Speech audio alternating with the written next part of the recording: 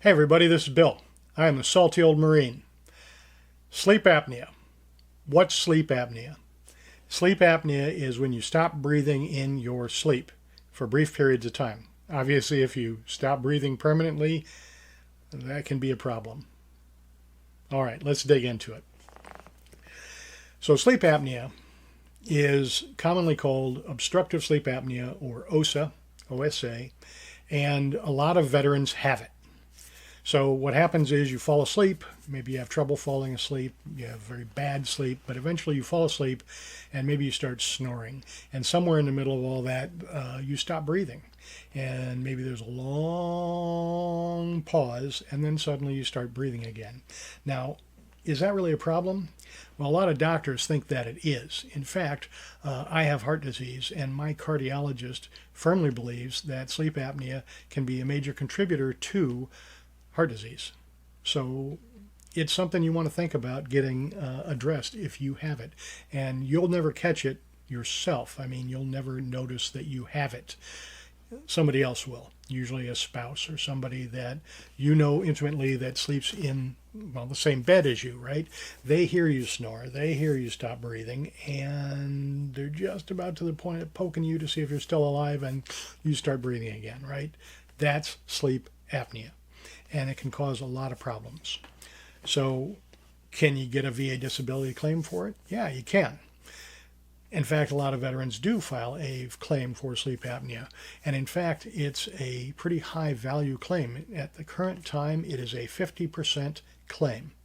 So 50% is pretty high value in the world of VA disability. And so if you have it and you can service connect it, there's no reason why you wouldn't want to file for it. However, it can be very difficult to prove this particular claim, or to get this particular kind of claim approved. Let me explain why. So for any successful VA disability claim, you've got to have that in-service event.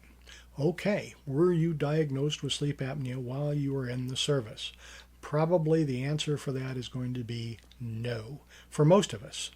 Almost all veterans who currently have sleep apnea developed it later on or noticed it later on, and they weren't still in the service, and therefore it wasn't diagnosed while they were in the service. That's a problem because you've got to have that in-service event. However, the VA recognizes secondary claims. So if you have something that you are already service connected for, and you can show that it was at least as likely as not that your sleep apnea was caused or aggravated by whatever you're service connected for, then you can still win that claim. So how do we do it? Well, commonly people like to claim sleep apnea secondary to service-connected conditions such as PTSD, migraines, tinnitus. Basically anything that can interfere with your sleep, anything that can cause stress, raise cortisol levels, can conceivably cause sleep apnea. There's studies behind this, there's science behind this, and medical experience behind this. So it is definitely possible. However, it's not an easy claim to win, and the VA will generally fight back. Often, and I hear this a lot, and I read it online a lot, the veteran goes out and they get that sleep study and they get that diagnosis of sleep apnea and they get prescribed a CPAP machine. And by the way, those three things are all necessities to getting that 50% claim. You got to have that diagnosis. You got to have the sleep study. You got to have the diagnosis. You got to have prescribed a CPAP machine. So you need all three of those. Got to have them. So veterans will go and do that, right? They get that information and then they file their claim and they say, my theory is that my sleep apnea was caused by X, migraines, tinnitus, PTSD, something along those lines. And the VA comes back and says, no, your sleep apnea was caused by obesity. It was caused by old age. It was caused by solar flares. I don't know. They're going to try to deny the claim. And it's very, very common. I read it so much that it seems like it's just a reflexive thing. It's just an automatic no from the VA. So you've got to overcome that. The question is, can you overcome that? Well, the answer is yes, because veterans do it. Veterans win those claims. How do they do it? Sometimes a C&P examiner looks at the evidence, understands that PTSD, migraines, tinnitus could conceivably, at least as likely as not. Remember, you don't have to prove it. You just have to prove that it's at least as likely as not. So they go along with that and they say, yeah, I've read that evidence. I've read those medical studies. I agree that that's a possibility. And so they fill that DBQ out and they fill out that medical opinion and it gets sent to the rater. And hey, if the C&P examiner says it's at least as likely as not, you're probably going to win that claim. So it's possible.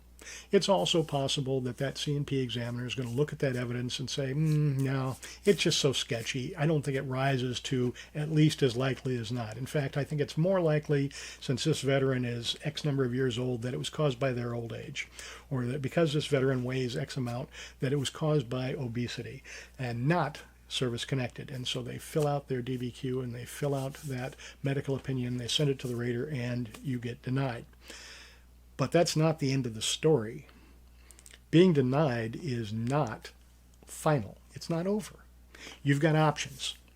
So let's say that when you filed your claim, you filed a Nexus letter, something from a medical provider, maybe something you got from your doctor, maybe something you paid for.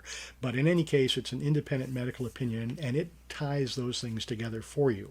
It says, yep, that migraine, that tinnitus, that PTSD, and can, at least as likely as not, be the cause of this veteran's sleep apnea. You send that in with the claim, and even if you lose that claim, you might have grounds for a higher level review because, hey, look, there's two conflicting medical opinions here, and in such cases, according to the VA's own rules, the veteran is supposed to win. They get the benefit of the doubt. If you don't, well, then that's a higher level review, and hopefully that will be settled in your favor on that basis. On the other hand, maybe you didn't get a Nexus letter. Maybe you just sent in your data, your information, your claim, your buddy letter, your personal statement, and the VA looked at that and they looked at the C&P examiner's medical opinion and they went, no, and so they denied your claim.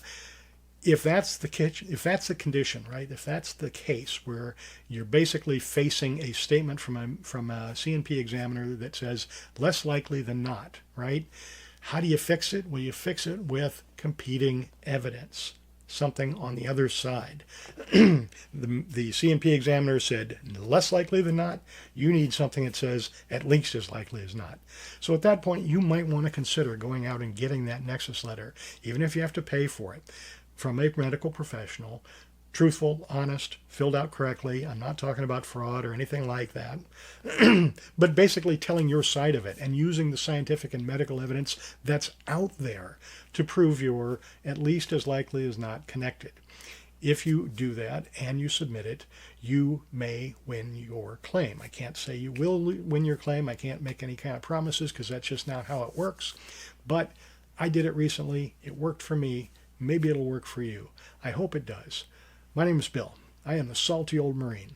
Please like, share, subscribe, tell a friend, and as always, have a great day.